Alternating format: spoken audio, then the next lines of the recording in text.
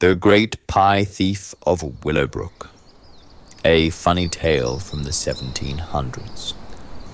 Once upon a breezy afternoon in 1783, in the tiny village of Willowbrook, there lived a mischievous boy named Tommy Tumble, his clever sister Sally Tumble, and their sleepy friend Benjamin Butterbean.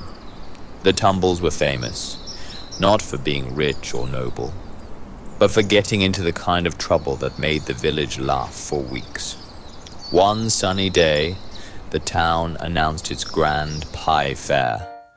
Every family would bake their best pie for the king's messenger, who was visiting from London. The winner's pie would be sent straight to the royal palace.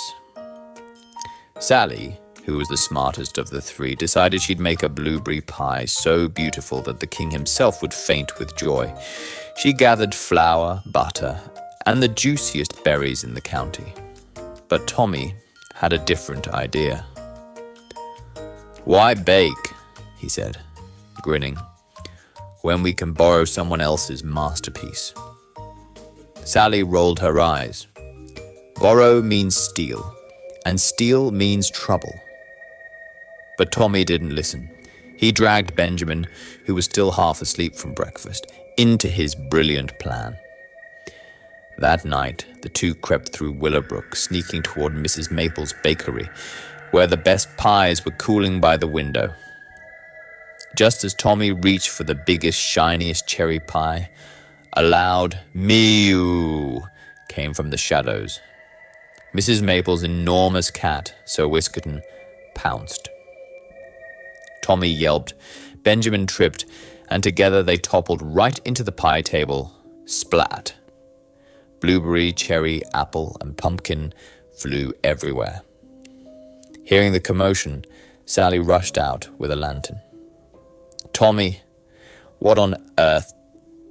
The boys looked like living pies, sticky, sweet, and absolutely ridiculous. Sir Whiskerton sat proudly on Tommy's head, licking blueberry off his paw. Mrs. Maple appeared, holding her rolling pin like a sword. "Caught red-handed and blueberry-faced," she thundered. The next morning, everyone gathered for the pie fair.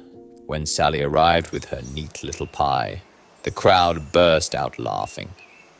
Behind her came Tommy and Benjamin, still stained with pie filling, carrying a tray of what looked like pie soup. The king's messenger, trying not to laugh, took a bite of Sally's pie first. "Delightful," he said. Then, out of curiosity, he dipped his spoon into Tommy's accidental invention. He blinked. "Marvelous. This pie stew is unlike anything I've ever tasted." And so Tommy and Benjamin, though they hadn't meant to, won second place for inventing the world's first pie soup. From that day on, Willowbrook became famous not for its pies, but for its laughter. And whenever the smell of pie filled the air, everyone remembered the night of the great pie thief, who, in the end, baked history by accident.